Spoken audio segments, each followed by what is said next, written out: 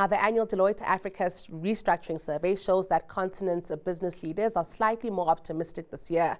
Pessimism fell from 81% in 2023 to 75% currently.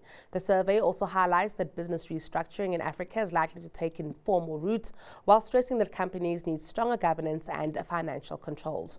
Jo Mitchell-Marais, who's turnaround and restructuring leader at Deloitte Africa, joins us with a greater perspective on the overall survey and what it suggests for the direction of business leaders and companies on the continent. Jo, an absolute pleasure. Thank you so much for joining us. Well, good day to you. Thank you. Brilliant, Jo. I think before we get into the nitties of the survey, maybe let's talk about why Deloitte carries this survey out, what exactly we're trying to deduce. So the Deloitte Restructuring Survey, I think it started in 2014. We had a bit of a hiatus, but we picked it up again in 2021. And it was really getting a temperature check for restructuring professionals. Now, restructuring professionals are those that look at businesses that are going through difficult times and really looking for a second chance. So liquidations is a terminal process. A business dies.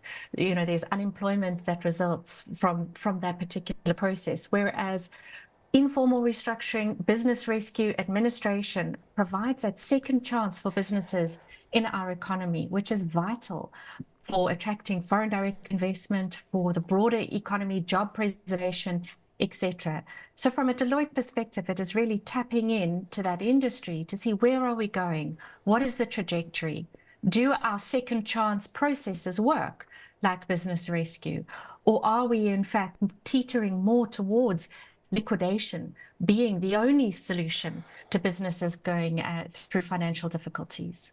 I'm actually keen then to speak about the issue of restructuring here. I think this latest survey predicting that this will take an informal route. I'm very keen to get insights on that. But also, Jo, it also tells me about skills that need to be inherent in organizations and possibly even a foresight that needs to be involved as businesses might be going through distress.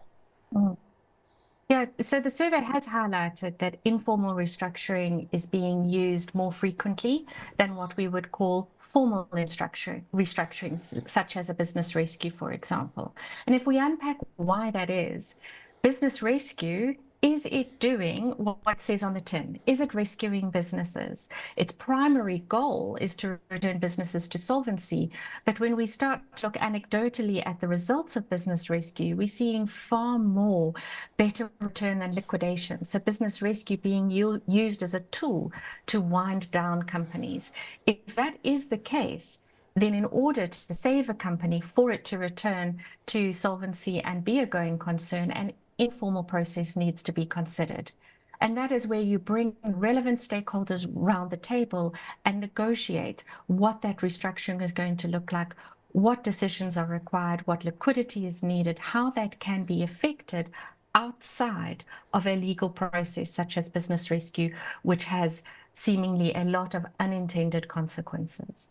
I also want to speak about the report revealing that in South Africa, increased activity in business rescue is predicted for 2024, Jo. Let's talk about the environment that gives rise to this insight and also what then that means for business in South Africa.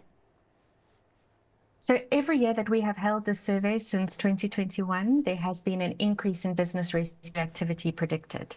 I think last year it was 86%, and this year it's fallen down to about 64% of respondents seeing that activity in business rescue.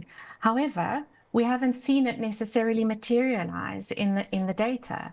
And so it is very much what is happening with the businesses that are going through financial distress. Are they taking the necessary actions and decisions that are required when you are in that situation? So from a business rescue perspective, yes, an increase in activity predicted, but we haven't seen it to date filtered through in terms of the data.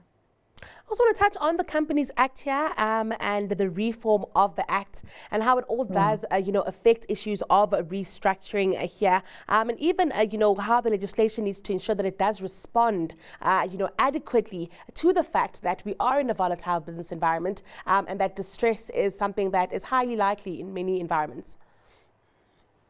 Absolutely. So in our survey, we asked respondents if they had if they had ability to make one change to our legislation, what would that be? And what came out top is better protection for what we call post-commencement finance, that being the finance that is provided during the business rescue process. We've also seen an increase in respondents saying they'd like to see specialized insolvency courts so that the degree of urgency and attention on these matters is provided by the judiciary, as well as a unified insolvency act. So we have the 1936 Insolvency Act, we have certain provisions in our 1973 Companies Act and 2008.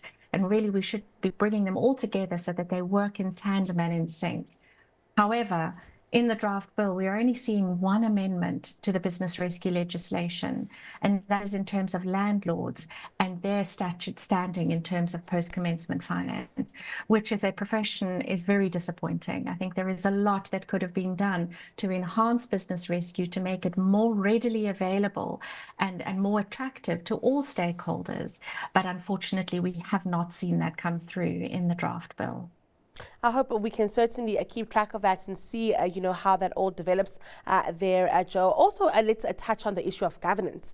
This is a big one. I always say that when we speak about ESG, I feel like governance is lowest priority for many, even though it should be driving all of ESG. And that also, Jo, could come from the fact that it's hard to track returns for governance, isn't it?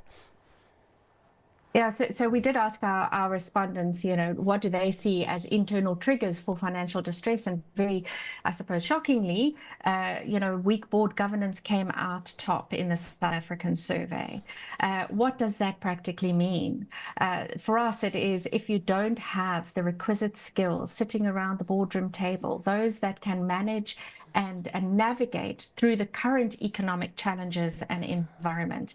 That unfortunately means that you have a board that has a blind spot, that doesn't have the necessary experience of these types of situations. So we're really calling on those with experience, those executives that have worked through restructuring processes in the past successfully, those restructuring professionals nearing the end of their careers, to take the helm as what we call turnaround directors, to sit on boards, to assist boards, advise boards as to how they should be navigating these economic, turbulent times. So that really for us is the call to action. Ultimately, I think we need a lot better education for those taking board seats.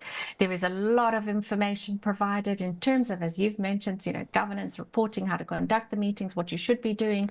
But how much time is really devoted to what do you do when things start to take a turn for the worse? What are the decisions you should be looking for? How should you be pivoting as a board to ensure that you not only have a plan B, but you've got plan C and D as well, well developed, well thought out, ready to be implemented should the science provide. Brilliant, Jo. Well, thank you so much for taking us through this, definitely giving us lots of stuff to think about. That was Jo Mitchell-Marais. She's a turnaround and restructuring leader at Deloitte Africa.